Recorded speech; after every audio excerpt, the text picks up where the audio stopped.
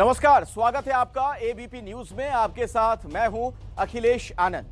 वक्त हो गया है जनता की आवाज को मंच देने वाले शो घंटी बजाओ का। जनता से जुड़े बुनियादी मुद्दे जो हमारे आपके जीवन पर असर डालते हैं, हम उनकी तह तक जाकर पड़ताल करते हैं ताकि आपकी आवाज हुक्मरानों तक पहुंचे, आपको आपकी समस्या का निदान मिल सके, इंसाफ मिल सके। आपको पता ही है, उत्तर प्रदेश, पंजाब, उत्तराखंड, गोवा और मणिपुर में आने वाले दिनों में चुनाव है। चुनाव के नाम पर जनता की जान से कैसे खिलवाड़ जारी है, आज हम आपको दिखाने वाले हैं। कोरोना महामारी से आज भी देश में कईयों की जान जा रही है, लेकिन नेताजी को इससे क्या मतलब?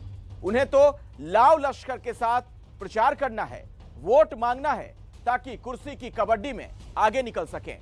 जी हां, सत्ता की सीढ़ियां चढ़ सके नेताजी, सिर्फ उन्हें इसी से मतलब है। चुनाव आयोग के निर्देश के बावजूद अभी नेता डोर टू डोर कैंपेन में लोगों का हुजूम लेकर चल रहे हैं। आप सोचिए, कल के बाद जब रैलियों पर चुनाव आयोग की रोक खत्म हो जाएगी तो क्या होगा? क्या इन चुनावी राज्यों में कोरोना विस्फोट होने वाला है? क्या चुनाव आयोग को यह रोक आगे भी जारी नहीं रखनी चाहिए? वोट के लिए कोरोना के सुपर स्प्रेडर बनने वालों की घंटी बजाइए। नंबर आपके सामने है 8422840000।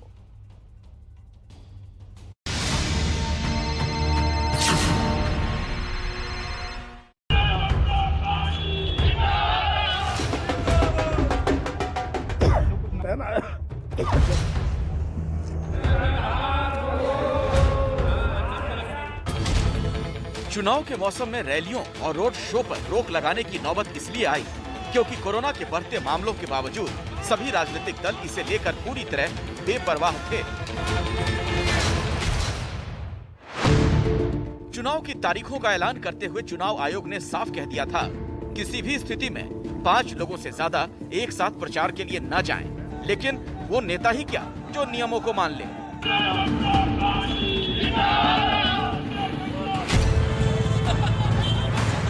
ये देखिए, सरधना से बीजेपी विधायक संगीत सोम अपना पर्चा दाखिल करने जा रहे हैं, साथ में समर्थकों की भीड़।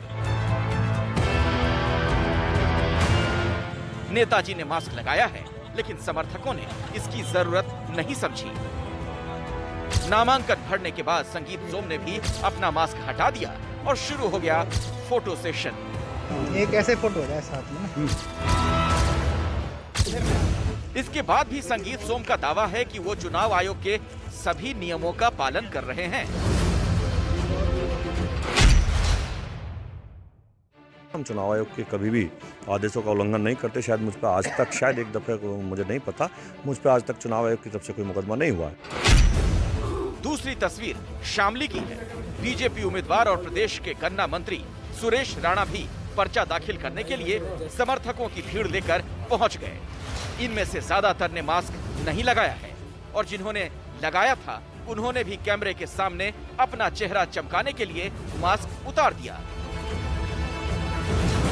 जब कैबिनेट मंत्री खुद इस तरह की भीड़ लगाएंगे तो बाकी लोगों से क्या उम्मीद की जाए?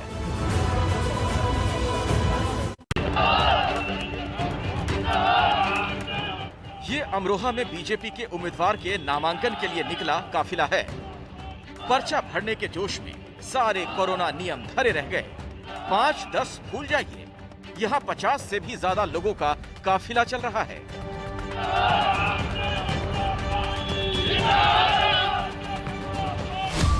अगर चुनाव के नाम पर ऐसी भीड़ जुटेगी तो कोरोना कैसे रुकेगा? चुनाव आयोग के नियम के मुताबिक उम्मीदवार घर घर प्रचार के लिए जाएं तो 5 लोग से ज्यादा उनके साथ ना हो। लेकिन गाजियाबाद की साहिबाबाद सीट से उम्मीदवार अमरपाल शर्मा का प्रचार देखिए। तंग गली में पूरी की पूरी भीड़ जा रही है। हालांकि इसका वीडियो सामने आने पर पुलिस ने समाजवादी पार्टी के उम्मीदवार के खिलाफ नियमों के उल्लंघन का केस दर्ज कर लिया है।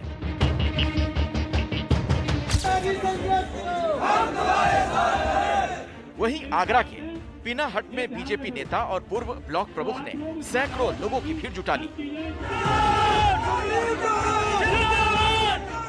नेताजी ने ये मीटिंग इसलिए की क्योंकि उन्हें टिकट नहीं मिला, तो वो अपने समर्थकों के साथ मिलकर आगे की रणनीति बनाना चाहते थे। पर ये भूल गए कि चुनाव आयोग ने ऐसी किसी भी सभा पर रोक लगा रखी है। यहाँ सभी कोरोना नियमों का उल्लंघन हुआ। हैरानी की बात है, पुलिस और प्रशासन को भी इस जनसभा की कोई खबर नहीं लगी। जब वीडियो सोशल मीडिया पर वायरल हुआ, तब केस दर्ज किया गया। ऐसी ही तस्वीरों को देखकर ये चिंता बढ़ती है, अगर रैलियां शुरू हो गईं, तब क्या होगा?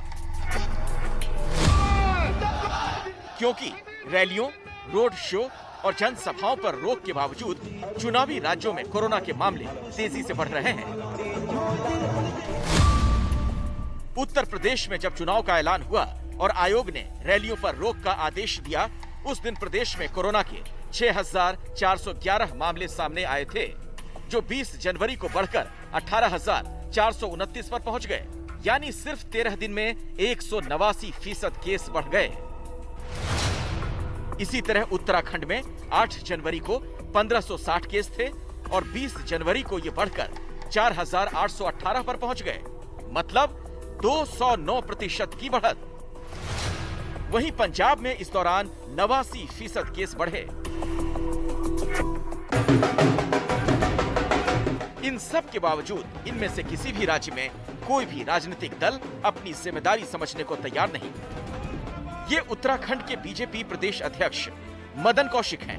पार्टी ने इन्हें चुनाव का टिकट दिया तो ये विजय जुलूस लेकर निकल पड़े।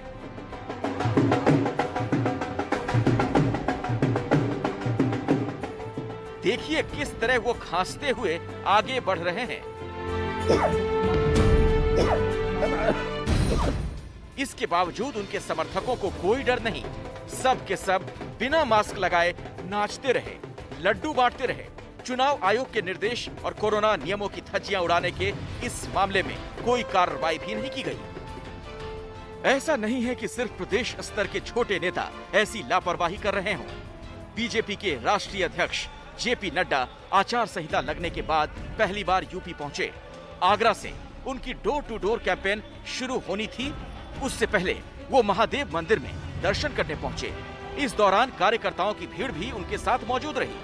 इन तस्वीरों को देखकर साफ है कि आने वाले दिनों में अगर चुनावी राज्यों में कोरोना को बढ़ने से रोकना है तो आयोग को रैलियों और जनसभाओं पर पाबंदी को न सिर्फ बढ़ाना होगा, बल्कि चुनावी भीड़ वाले हर कार्यक्रम पर और सख्ती से लगाम लगानी होगी।